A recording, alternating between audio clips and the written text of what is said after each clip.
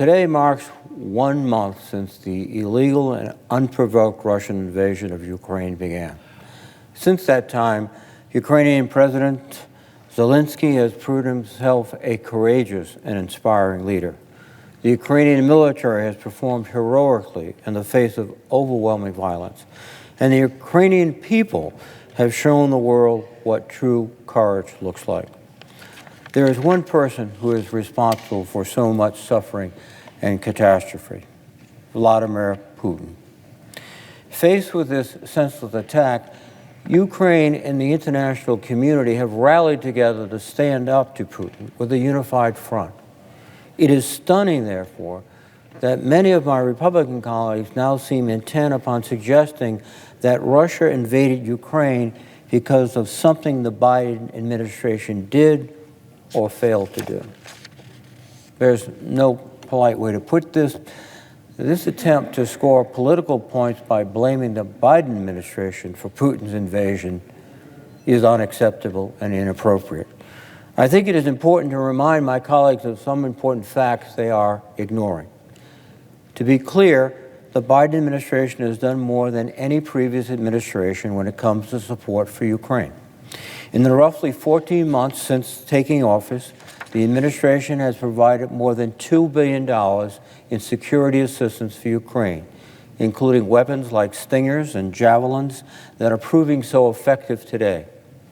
This is far more than any previous administration, and I applaud those 17 Republican senators who voted for this military and humanitarian aid for Ukraine. Further, since last fall, the Biden administration has worked tirelessly to build a coalition of nations committed to supporting Ukraine. So when the time came to stand up to Putin's illegal invasion of Ukraine on February 24th, the United States stood with more than 30 countries from across the globe to condemn this violence, to execute the largest sanctions and export controls in history, and to support the Ukrainian people by surging humanitarian and security aid into the country. This overwhelming international response would not have happened without President Biden's leadership. We also should not forget a major reason Vladimir Putin felt so emboldened to invade Ukraine and challenge NATO. For 4 years, President Trump treated our allies like adversaries and pandered to dictators and despots, especially Putin. Mr. Trump's animosity towards NATO created lingering doubt about the United States' reliability and the cohesion of the alliance, jeopardizing our greatest advantage against Russia. The Trump administration's failure to hold Russia accountable for numerous violations of international norms served only to embolden Putin in challenging U.S. leadership and the rules-based international order. Most disturbing, of course, was the offense that led to Mr. Trump's first impeachment, his efforts to extort Ukraine's security for political favors at home.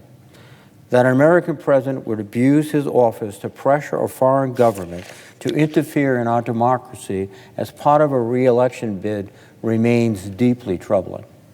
Mr. Trump's actions damaged NATO, weakened Ukraine, and ceded political leverage to Putin. Now the Ukrainian people are paying the price.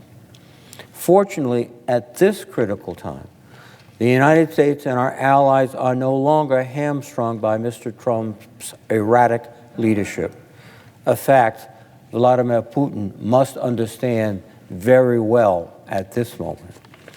If Putin thought his actions over the past month would drive a wedge between NATO members and within the international community, he has found himself badly mistaken. Led by President Biden, the international community has united in a way not seen in generations, and Russia is already straining under the immense cost we have levied against it and the courageous actions of the Ukrainian people. With that in mind, I'd like to take a few moments to correct the record on a few debates about our ongoing support for Ukraine. First, on the issue of arms transfers, the United States has led the international effort to identify capabilities the Ukrainian military can put to immediate use And I think we have to emphasize immediate use. Transferring equipment that cannot be used effectively because of the combat conditions in the area or because the need to train or refit the equipment is not going to give the Ukrainian forces immediate assistance, and that's the kind of assistance they need. In fact, over the past few months, the State Department has worked with incredible speed to facilitate the transfer of U.S. origin equipment from partner nations to Ukraine. However, all of these transfers, whether it be former Soviet-era air defense systems or former Soviet aircraft, occur on a bilateral basis. And ultimately, it is a decision for each partner nation to make within their own internal channels. And with regard to a no-fly zone, the United States has enjoyed the superiority for the past 20 years of conflict in Iraq and Afghanistan, so it is perhaps understandable that some of my colleagues think such endeavors are easily achieved and without risk. However, establishing and enforcing a no-fly zone against a near-peer competitor like Russia is far more complex. To do so would almost certainly drag the United States and the entire NATO alliance into direct armed conflict with Russia. It would also put the women and men tasked with flying such missions at great risk. President Biden has rightly said that the U.S. will not seek direct conflict with Russia, and establishing a no-fly zone would almost certainly defy that aim. So to my colleagues, both on this side of the aisle and the other side of the aisle, enough with trying to blame the Biden administration at every step in this conflict. This crisis demands unity and strength, and I call upon my colleagues, particularly my colleagues on the other side of the aisle, to join me in condemning the one person who bears responsibility for the horrific violence against the people of Ukraine, Vladimir Putin. Mr. President, I yield the floor.